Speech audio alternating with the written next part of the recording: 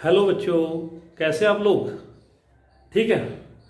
चलिए, मैं राजेंद्र कुमार आपको पढ़ा रहा हूँ कंपटीशन का मैथमेटिक्स, आज एक नई क्लास के साथ। बड़े इंपॉर्टेंट क्वेश्चन का कलेक्शन मेरा ये रहेगा, ध्यान से आप उनको समझें और हल करें। चलिए शुरू करते हैं। मेरा पहला क्वेश्चन है, उसको आप उतारिएगा। ये क्वेश्चन है x बराबर 16, तब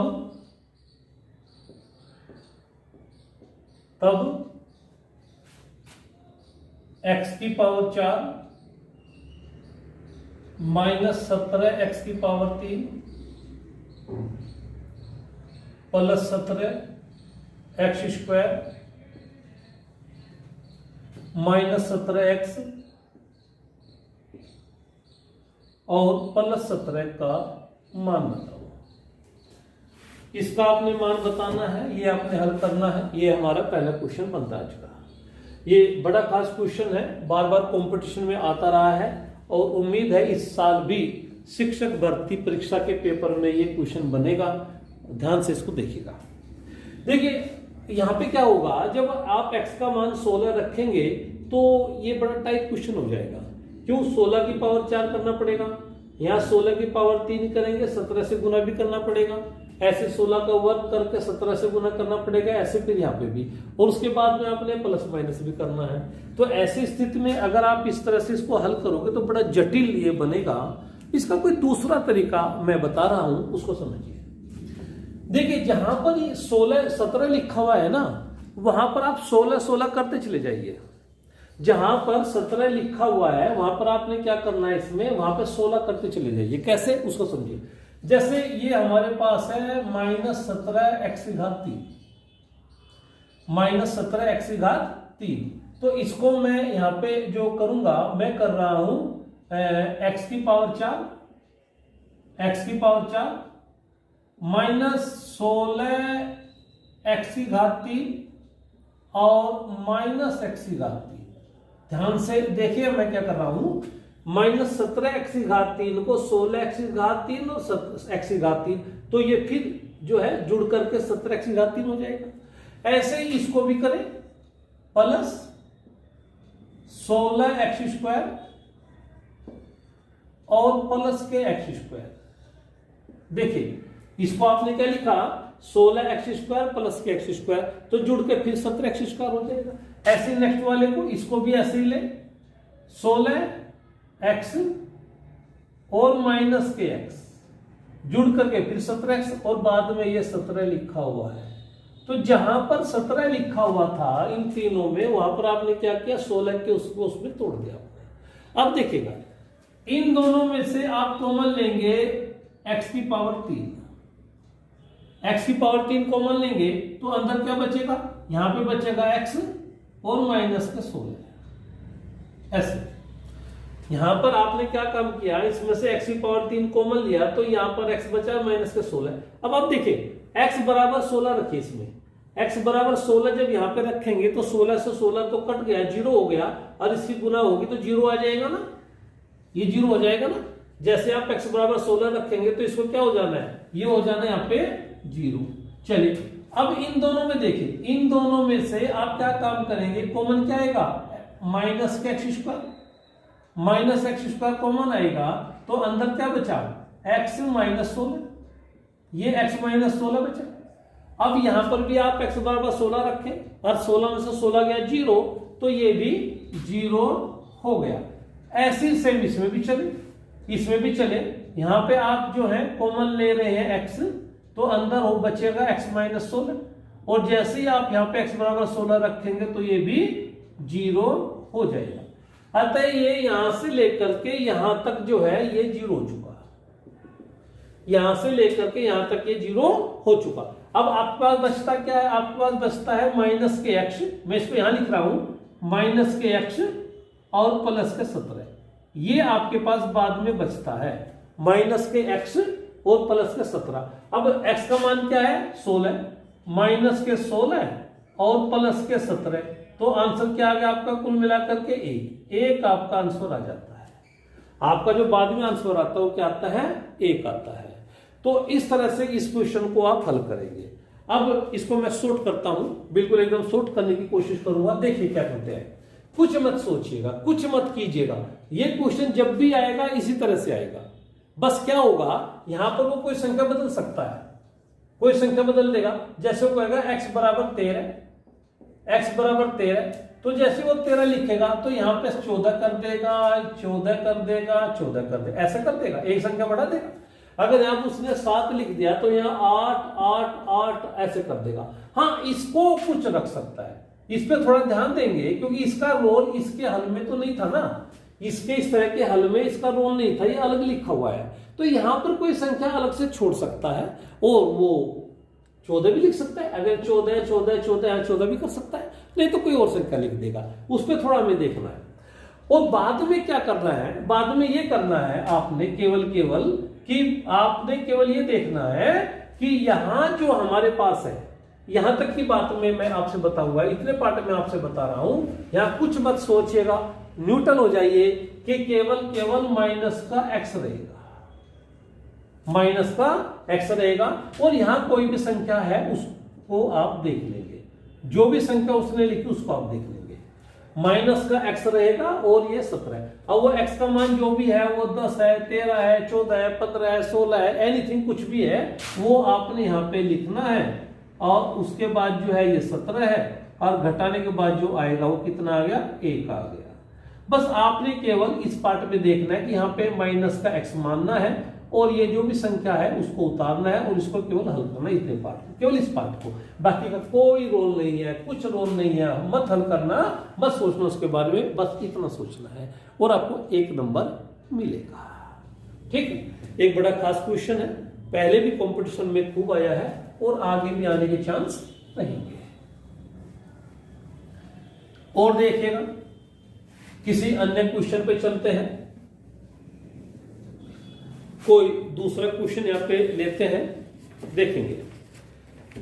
एक बड़ा ही परिचित क्वेश्चन है हमारा, उस पे मैं चलता हूं। देखिए 0.05 का वर्ग प्लस 0.41 का वर्ग प्लस 0.073 का वर्ग, और नीचे जो है ये बना हुआ है 0.005 का वर्ग प्लस 0.041 का वर्ग और प्लस 0.0073 का वर्ग। ये हमारा क्वेश्चन है, हमें हल करना है।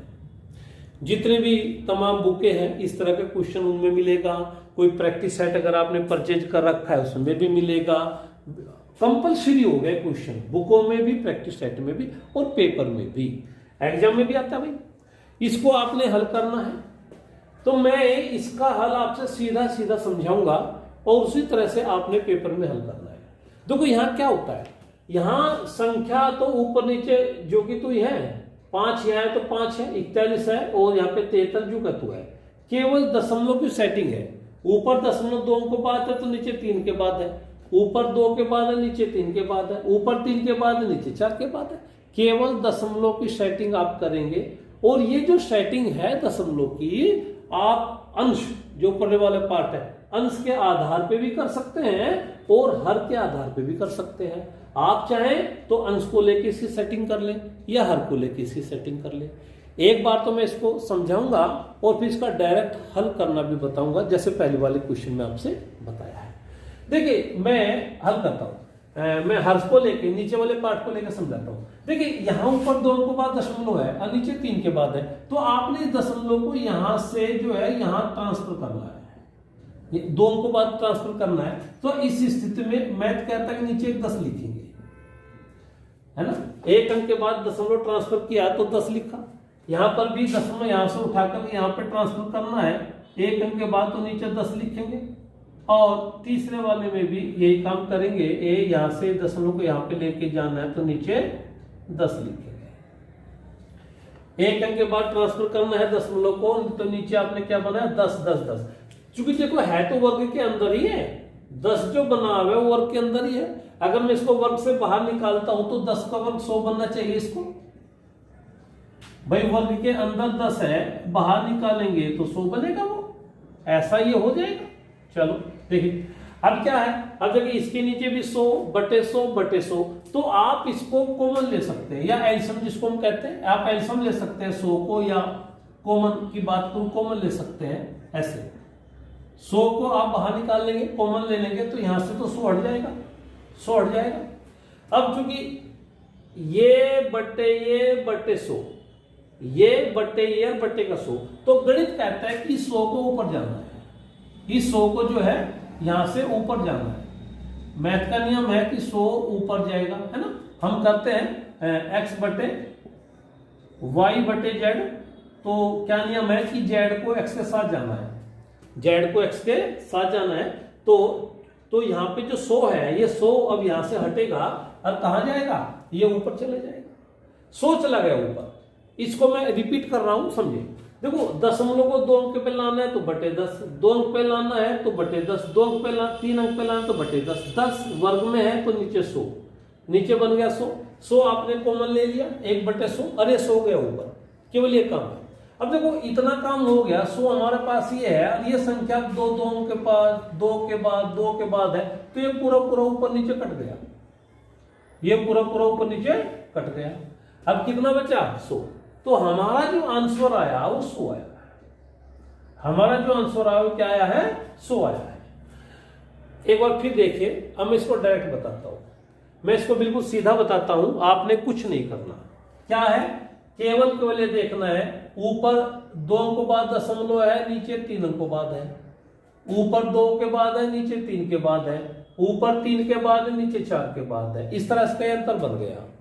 और किस में है, ये वर्गों में, ये वर्गों में बने हुए हैं, वर्गों में बने हुए हैं, दशमलव का 1 अंतर चला हुआ है केवल, तो इसका मतलब 10 का वर्ग 100 आप आंसर लिखेंगे बस। मैंने क्या कहा, अगर वर्ग में है, वर्ग में है तो 100 लिख के आना बस, ठीक है, केवल 100। और एक चीज आपसे बता दूं, अगर ये घन में होता, घात 3 में होता, अगर यही क्वेश्चन घन में होता तो आंसर जो है आप 1000 लिखते। कुछ नहीं करना, जो का तो आएगा इस तरह का, संख्या वो कुछ और लिख सकता है, यहां पे 7 लिख देगा, लिख दे भाई, यहां 0.07 हो जाए, यहां कुछ और संख्या लिख देगा, यहां कुछ और वो बन जाएगी, बनने दो, उस पर आपने कुछ नहीं ध्यान देना। केवल इतना सोचिए कि अगर वो वर्ग में है, वो वर्ग में है तो 100 आंसर लिख के आइए, और धन में है तो 1000 आंसर लिख के आइएगा, इतना सोचना है। हाँ, एक चीज और मैं आपसे बता देता हूं थोड़ी देर के लिए, अगर उसने जैसे वर्ग में है, घात 2 में है, वर्ग में है, अभी घात 2 है इसकी, अगर इसने ऊपर कैप लगा दिया, करनी बना दी, इस तरह का क्वेश्चन आपके पास है। फाइनली आपका क्वेश्चन ये है, क्वेश्चन किस में है, वर्ग में, क्वेश्चन आपका वर्ग में बना हुआ है। अगर ऐसी स्थिति है तो फिर आपने क्या काम करना है कि जो 100 हमारा आया ना, तो 100 का वर्गमूल 10 बैठेगा आंसर। अगर ये वर्ग में है और ऊपर वर्गमूल है तो 10 आंसर आ जाएगा, क्योंकि फिर 100 का वर्गमूल भी तो आना ना। और अगर ये घन में है, ये घन में बना हुआ है, ये घात 3 है, ये घन में बना हुआ है, और यह घनमूल है, घनमूल है, तो घन का मतलब 1000, और 1000 का घनमूल 10, तो भी आंसर 10 आएगा। तो इतना सा हमें विचार करना है, हमें इसको कोई हल नहीं करना है, केवल क्वेश्चन पेपर के ऊपर उस पर एक बार ध्यान गढ़ाना है, और ये देखना है, अगर सीधा वर्ग है तो 100 आंसर लिखें, घन है तो 1000 आंसर लिखें, वर्गमूल है तो आप यहाँ पे जो है 10 लिखें, और घनमूल है तो भी 10 लिखें। इस तरह का आप काम करेंगे और कुछ भी आपको नहीं करना है, सीधा आपको एक नंबर यहाँ पे मिल जाएगा। एक क्वेश्चन और मैं आपसे कराता हूं, इसको भी खास क्वेश्चन की श्रेणी में रखा जाता है। देखिए जी, 1 बटे 3 minus under root 8, 3 minus under root 8 minus 1 बटे under root 8 minus under root 7 plus 1 बटे under root 7 minus under root 6 minus 1 बटे under root 6 minus under root 5 plus 1 बटे अंडर रूट 5 माइनस 2। ये हमारा क्वेश्चन है और मोस्ट इंपोर्टेंट क्वेश्चन है। मैं लिख भी देता हूं, मोस्ट इंपोर्टेंट, बहुत ही खास क्वेश्चन है आगामी पेपर के लिए। तो बहुत खास क्वेश्चन रहेगा। ये तो लंबी चौड़ी कहानी है इनकी हल करने की। परिमीकरण किया जाता है ऐसे क्वेश्चनों का, लेकिन परिमीकरण जैसी चक्कर में कंपटीशन का कोई विद्यार्थी जो मैथ जिस पे बहुत अच्छा नहीं आता है, अगर वो परिमीकरण के चक्कर में पड़ेगा तो उसके लिए समस्या खड़ी होगी और वो उलझ के खड़ा हो जाएगा। मैं एक सीधा सा हल बताता हूं, उसको समझिए। ये क्वेश्चन या जैसे और भी क्वेश्चन हुए उनको डायरेक्ट हल। देखो भाई, ये 8 है, ये भी 8 है, 7 है, यहां 7 है, 6 है, यहां भी 6 है, यहां 5 है, यहां भी 5 है। ये आए थे कटने के लिए। ये जो लिखे गए हैं ना ये संख्याएं, ये तो कटेंगी। ये 8 इस 8 से कटेगा, ये 7 इस 7 से कटेगा, ये 6 से 5 इसी तो कटेंगे भाई। इन पे तो हमें विचार ही नहीं करना है, ये इसको तो कटना है। अब क्या होगा, हमारा जो बचेगा वो ये 3 बचेगा, ये वाला, और ये 2 बचेगा। 3 बचेगा और ये 2 बचेगा। अब हमें ये नहीं पता यहां पे अभी कि ये 3 2 में जुड़ेगा या घटेगा। 3 जो है वो 2 में जुड़ेगा या 2 से घटेगा, हमें ये नहीं पता है। केवल हमें इसको देखना है कि ये क्या व्यवस्था बनेगी। देखिए, उसको देखने के मैं तरीका बताता हूं। परिमीकरण क्या है उसका थोड़ा सा हिंट देता हूं। मान लीजिएगा 1 बटा under root 2 plus under root 3 है, ऐसा कोई लिखा हुआ है। तो परिमीकरण ये कहता है कि इसके उल्टे चिन्ह के ऊपर जो गुना करो, इसके उल्टे चिन्ह, ये जो प्लस है इसका उल्टा माइनस बैठेगा ना, इसके उल्टे चिन्ह के ऊपर जो गुना करो, अर्थात under root 2 minus under root 3 और नीचे भी यही under root 2 minus under root 3। परिमीकरण ये कहता है ऐसा कर लो भाई। क्वेश्चन मेरा ये था, यहां प्लस था तो माइनस में कर ली गुना, बस केवल यहां इतना सोचिए आप, उल्टे चिन्ह के ऊपर नीचे गुना करनी है। अब यहां जब मैं इसका परिमीकरण करने चलता हूं, इस वाले का इसका परिमीकरण करता हूं, तो मैंने क्या काम करना है, मैंने ऊपर नीचे गुना करनी है। ऊपर जो इसकी गुना होगी तो ये होगी 3 प्लस अंडर रूट 8। इसके उल्टे चिन्ह के ऊपर से गुना, यहां पे मैंने थोड़ा ऊपर लिखा है इसको, यहां पे है ये 3 प्लस अंडर रूट 8, और नीचे भी क्या बनेगा इसके साथ 3 प्लस अंडर रूट 8।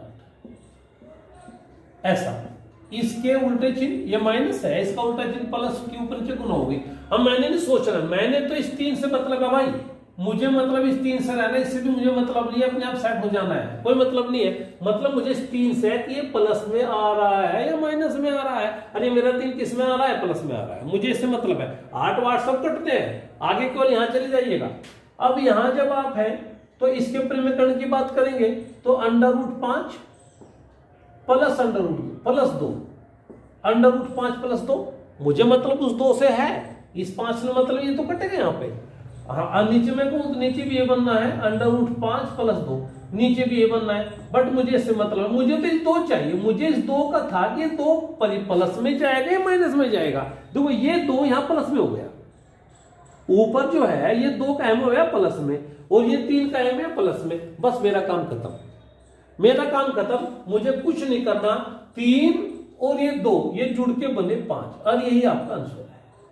ये क्या बने 5, 5, ये आपका आंसर है। और इतना ही हमें सोचना भी है, ठीक है ना। तो ऐसा क्वेश्चन डरावना लगेगा स्टूडेंट्स को, लेकिन डरना नहीं है, केवल केवल केवल ये देखना है कि हमारी जो संख्या है ये प्लस का रोल अदा करेगी या माइनस का। देखो ये भी यहाँ पे प्लस हो गया और ये भी यहाँ पे प्लस हो गया, दोनों जुड़ गए, 5 हो गया। 5 अब आपका आंसर है, बाकी कुछ नहीं सोचना है, डायरेक्ट आएगा। जहां क्वेश्चन पेपर के ऊपर लिखा हुआ है वही हल कर देंगे आप, आपको जरा सा भी रत्ती भर भी आगे बढ़ने की आवश्यकता नहीं पड़ेगी और 1 नंबर देके जाएगा। तो मैंने आज जो ये कुछ क्वेश्चन कराए हैं ये बड़े खास मोस्ट इंपोर्टेंट क्वेश्चन रहे हैं। आप बार बार जो भी प्रैक्टिस सेट आपका होगा उसमें भी देखें या कोई बुक ले रखे उसमें भी देखें और सीधे सीधे हल करने की आदत डालें। अभी मुझे एक विद्यार्थी मिला, मैंने उसको कहा कि तुम्हारा एग्जाम हुआ है, कितना आप हुआ है? बोला सर मैथ आ तो बहुत आसान रहा था, लेकिन मैंने उसके 14 क्वेश्चन किए और मैं 14 क्वेश्चन में मेरे लगभग जो है 26-27 मिनट लग गए। 14 क्वेश्चन किए और 14 क्वेश्चन में मेरे 26-27 मिनट लगे और जो मेरे पास थोड़ा और टाइम अगर होता तो मैं अदर भी अच्छा से कर देता, मैथ भी अच्छे से हो सकता था। मैथ तो मुझे बहुत अच्छा लगा। मैंने कहा कि भाई आपकी असफलता की जो सीढ़ी थी ना वो मैथ से शुरू हो गई थी।